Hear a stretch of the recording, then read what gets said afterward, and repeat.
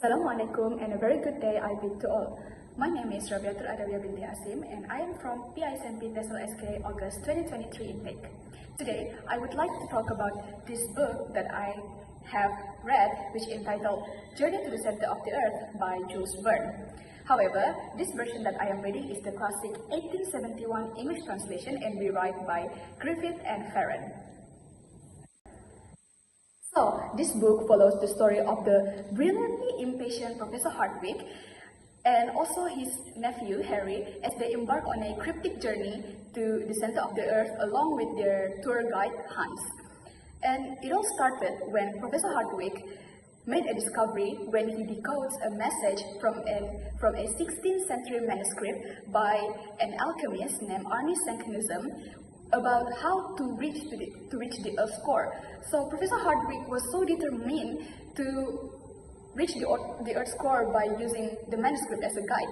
Then he decided to drag his nephew Harry along with him to the journey, and he also hired an Icelandic tour guide, Hans, in order to ensure their safety throughout the journey. So some of the remarkable moment that the characters went through includes the moment when all the three characters, Professor Hardwick, Harry, and Hans, survive a near fatal thirst by tapping into a subterranean river. So this event is very important in the book because it shows the characters struggle during the absence of water, but despite that, they are still so determined to continue their journey to the Earth's core.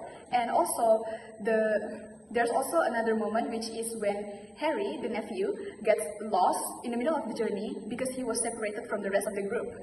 Then he also has to face his fear by facing this whispering gallery of stone. The most particular event in the book is after Harry was recovered from being lost in the group. All the three characters discover a central sea, which is a massive underground ocean that is lit by electrical gases. And on the same sea, they became the witness of a prehistoric battle between a giant sea serpent, which they called as an ichthyosaurus, and also a giant turtle, which they called as plesiosaurus. So at the end of the story, they managed to get out of the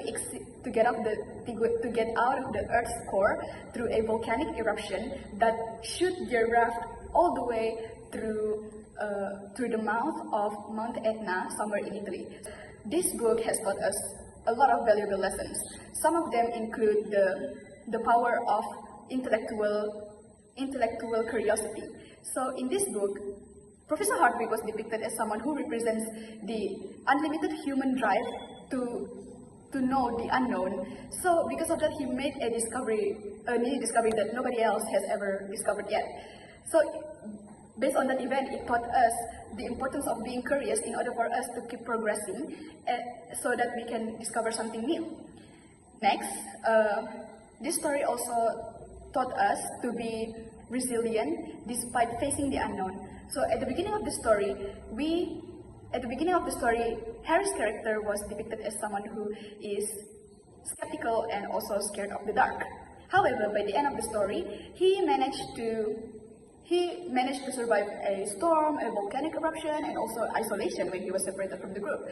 So his character taught us that sometimes courage is not in the absence of fear, but rather it is the ability to keep going despite we ourselves are scared of what's waiting for us in the future. So, to conclude, Journey to the Center of the Earth is more than just an adventure story, but rather it is more to attribute to the human spirit. And throughout the narration of people who desire to reach the Earth's core, Jules Verne reminds us that the greatest discoveries are reserved for those who are brave enough to seek and look beneath the surface. That is all from me. Thank you.